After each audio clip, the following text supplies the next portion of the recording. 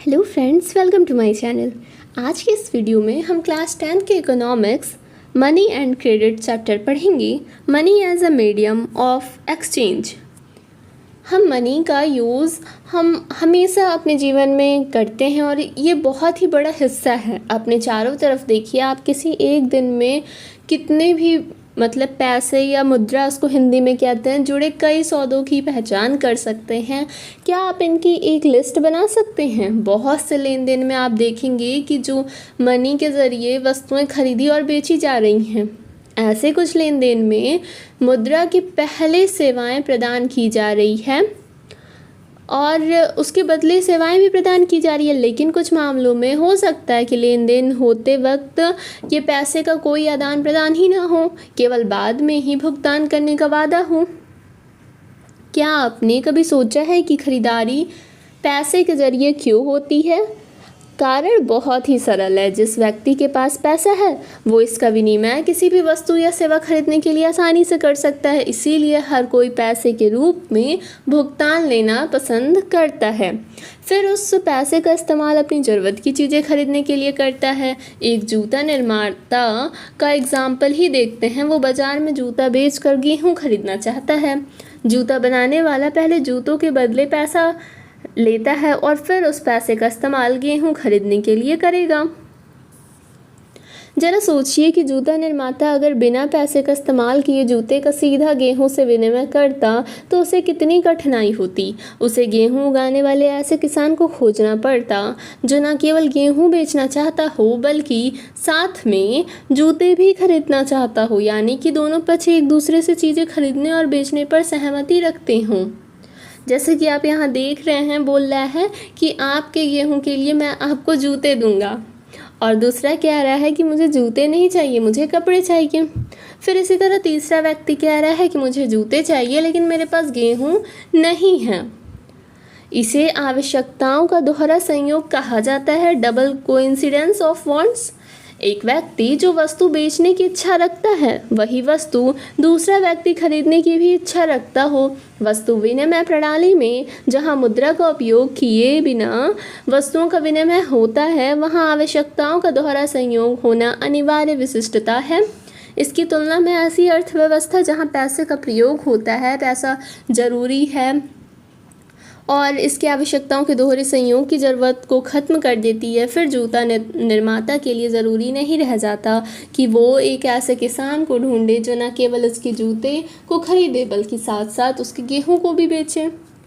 उसे केवल अपने जूते के लिए खरीदार ढूंढना है। एक बार उसने जूते पैसे में बदल दिए तो वो बाज़ार में गेहूँ या कोई भी वस्तु खरीद सकता है।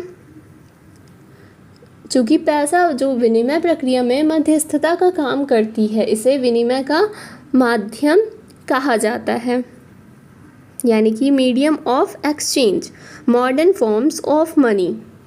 हमने देखा कि पैसा ऐसी चीज़ है जो लेन देन में विनिमय का माध्यम बन जाती है। सिक्कों के चलन से पहले कई तरह की चीज़ें पैसे के रूप में इस्तेमाल की जाती थीं, जैसे कि बहुत प्रारंभिक काल से ही भारतीय अनाज और पशु का मुद्रा के रूप में इस्तेमाल किया करते थे। इसके बाद सोना, चांदी और तांबे जैसी धातुओं के सिक्कों का चलन हुआ, जिसका चलन पिछली सदी तक रहा। करेंसी, ये मुद्रा के आधुनिक रूपों में करेंसी यानी कागज के नोटों और सिक्के शामिल हैं। वे चीज़ें जो पहले मुद्रा यानी पैसे के रूप में प्रयोग की जाती थी। उसके अलावा आधुनिक पैसे बहुमूल्य धातुओं जैसे कि सोना, चांदी, तांबे के बने सिक्के से नहीं बनी हैं।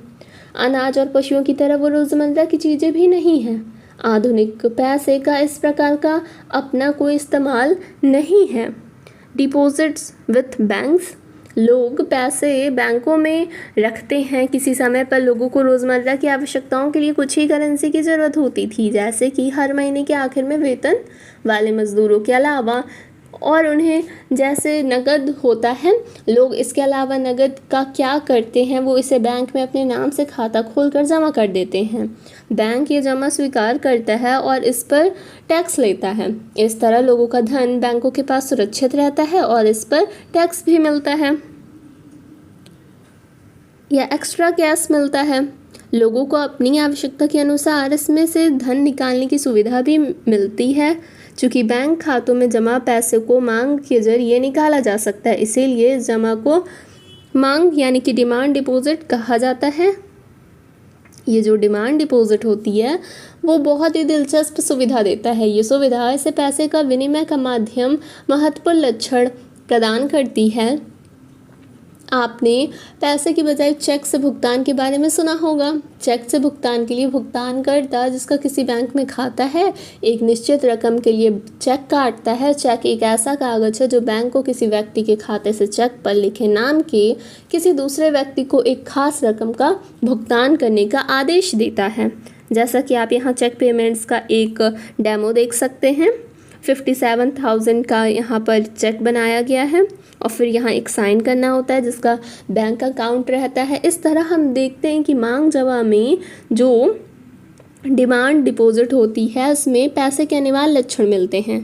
डिमांड डिपॉजिट के बदले चेक लिखने की सुविधा से बिना नकद का इस्तेमाल किए सीधा भुगतान करना संभव हो जाता है। यहाँ आपको बैंक की भूमिका को याद रखना होगा। बैंकों के लिए इन जमा के बदले कोई भी डिमांड डिपॉजिट और जमा आधुनिक बैंक प्रणाली की कार्य प्रणाली से बहुत करीब से जुड़े हुए हैं। लोन एक्टिविटीज़ ऑफ बैंक्स, बैंकों की कहानी को आगे बढ़ाते हैं। बैंक जनता से भी जो पैसा जमा खाते में स्वीकार करता है उसका क्या करता है, यहाँ एक दिलचस्प एक्टिविटी करती है। बैंक जमा रकम का एक छोटा हिस्सा अपने पास पैसे के रूप में रखता है। जैसे कि आजकल भारत में बैंक जमा का केवल 15% हिस्सा नकद के रूप में अपने पास रखते हैं। इसे किसी एक दिन में जमाकर्ताओं द्वारा धन निकालने की संभावना को देखते हुए ये प्रावधान किया जाता है। चूँकि किसी एक विशेष दिन में केवल कुछ जमाकर्ता ही पैसे निकालने के लिए आते हैं, इसलिए बैंक का काम इतने ही पैसे से आराम से चल जाता है। बैंक जो जमा राशि के एक बड़े भाग को ऋण देने के लिए इस्तेमाल करता है, किसी को लोन्स देने के लिए उसका यूज़ करता है। कई आर्थिक गतिविधियों के लिए ऋण की बहुत मांग रहती है, हम इसके बारे में आगे पढ़ेंगे।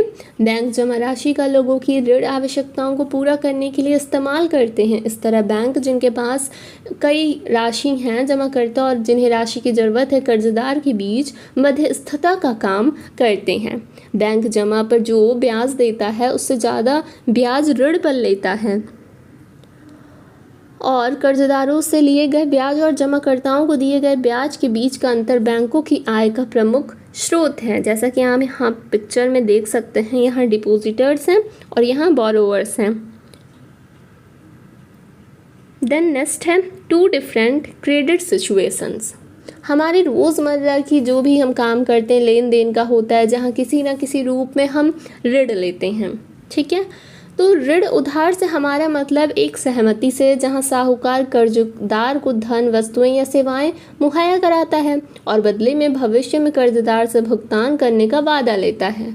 अब हम 2 एग्जाम्पल्स यहाँ देखेंगे ऋण की क्या भूमिका होती है। जैसे कि फेस्टिवल सीज़न, अब से 2 महीने बाद फेस्टिवल का मौसम है और जूता निर्माता सलीम के पास शहर के एक बड़े व्यापारी से 3000 पेयर्स जूते की मांग आती है, जिसे उसे 1 महीने के अंदर पूरा करना है। उत्पादन के काम को समय पर पूरा करने के लिए सलीम को सिलाई और चिपकाने के काम के अलावा मजदूर रखने की आवश्यकता है। उसे कच्चा माल भी खरीदना है। इन सभी खर्चों को पूरा करने के लिए सलीम 2 स्रोतों से ऋण लेता है, 2 सोर्सेस से लोन लेता है। पहला, वो चमड़ा व्यापारी को चमड़ा अभी देने का प्रस्ताव रखता है और बाद में भुगतान करने का वादा करता है। दूसरा, वो इस बड़े व्यापारी से 1000 जूते के लिए अग्रिम भुगतान के रूप में नगद कर्ज लेता है और महीना खत्म होने से पहले पूरा ऑर्डर पहुंचाने का वादा करता है।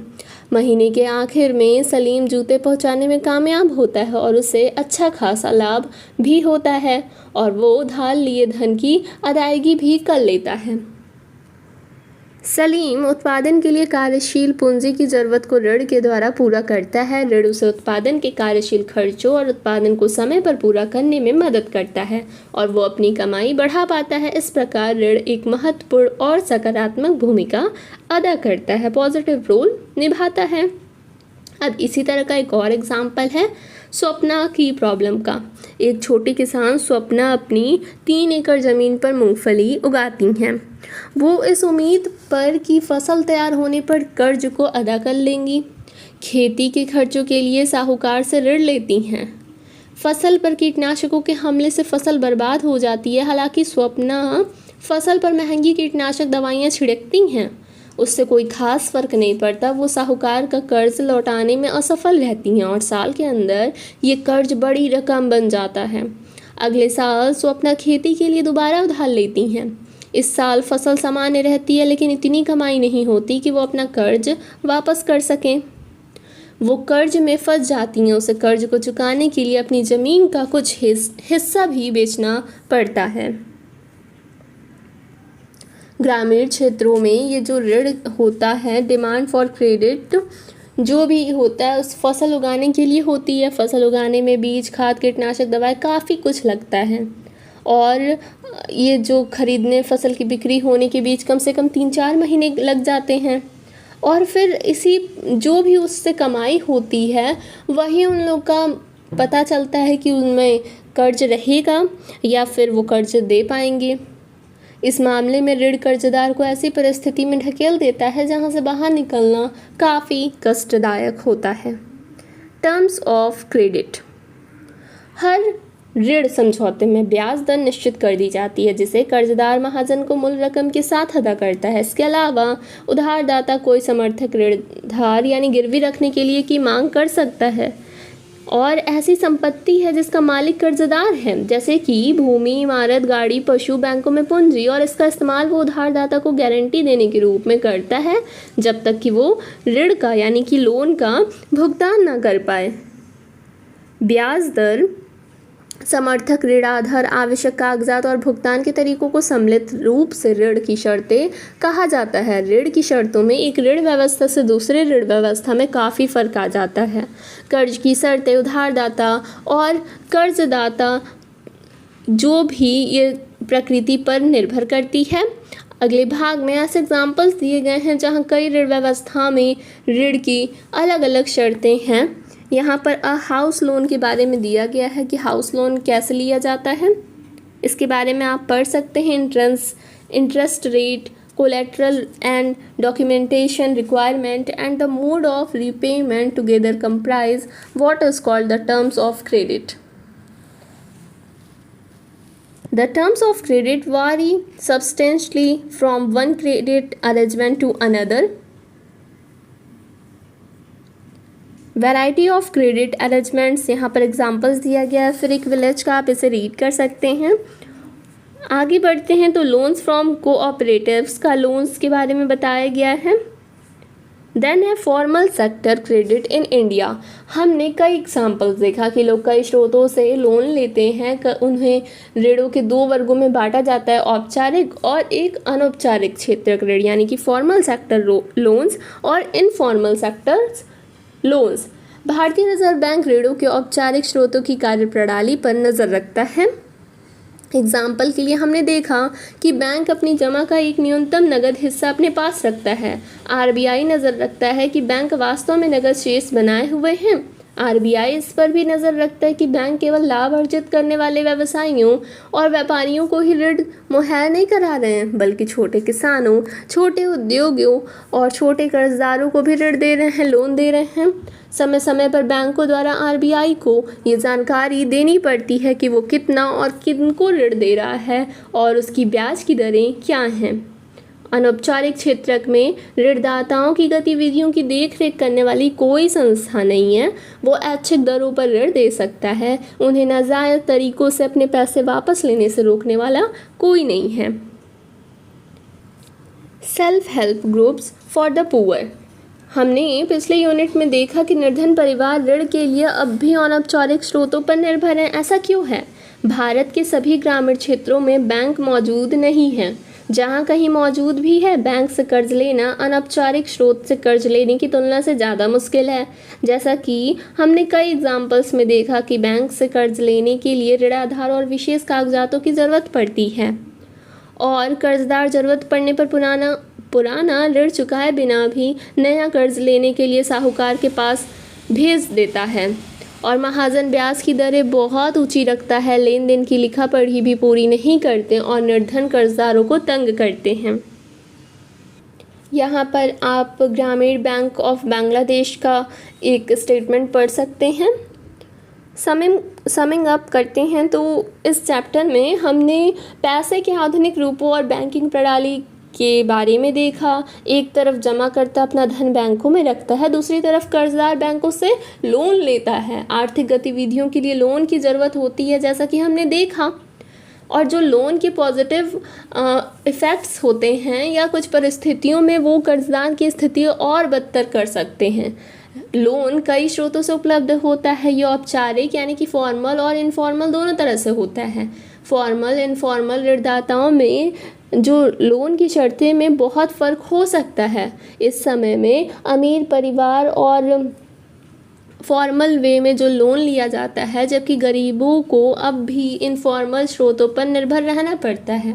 ये ज़रूरी है कि औपचारिक क्षेत्र के कुल ऋणों में वृद्धि हो ताकि महंगे अनौपचारिक ऋण पर से निर्भरता कम हो। साथ ही बैंकों और सहकारी समितियों जैसे कई गरीबों को मिलने वाले इनफॉर्मल लोन का हिस्सा बढ़ना चाहिए।